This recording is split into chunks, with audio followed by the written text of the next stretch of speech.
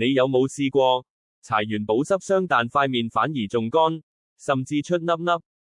其實你可能一直都用錯咗保濕霜。市面上琳琅滿目嘅保濕產品，到底邊款先真正有效？今日我哋會揭開潤膚霜背後嘅化學秘密。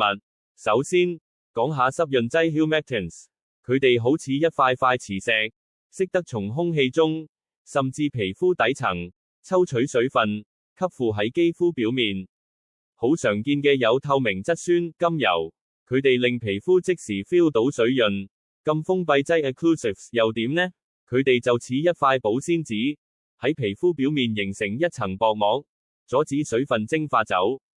凡士林、礦物油、直靈都係，呢個先係長效鎖水嘅關鍵。